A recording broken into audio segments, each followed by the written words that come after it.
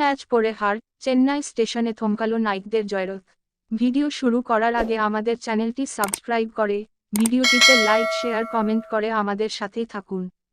টানা 3 ম্যাচ জিতে মেঘের উপর দিয়ে হাঁটছিল কলকাতা নাইট রাইডার্স।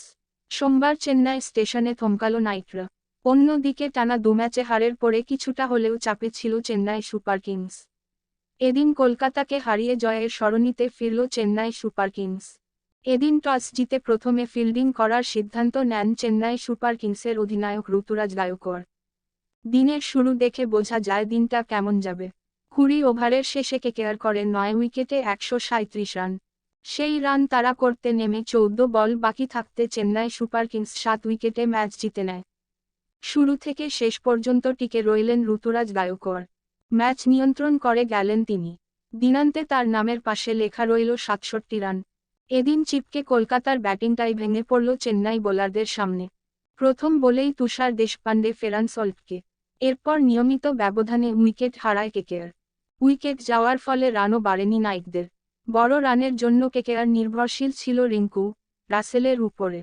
তারাও এদিন ব্যর্থ হন। ইনিংসে 4 ও 6-এর সংখ্যা কম হল।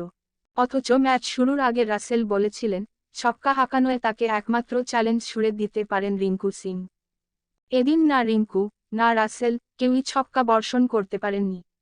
তুষার দেশপান্ডে ও রবীন্দ্র জাদেজা 3টি করে উইকেট নেন।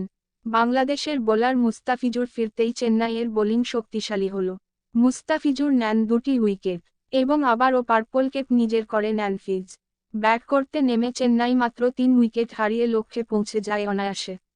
25 কোটির মিচেল স্টার্ককে অত্যন্ত সাধারণ দেখালো। এদিন চেন্নাই জেতার জন্য 3 রান বাকি থাকতে মাঠে নামেন ধোনি। 1 রানে অপরাজিত থাকেন তিনি। চিপকে তার ও চেন্নাইয়ের নামে উঠল জয়ধ্বনি।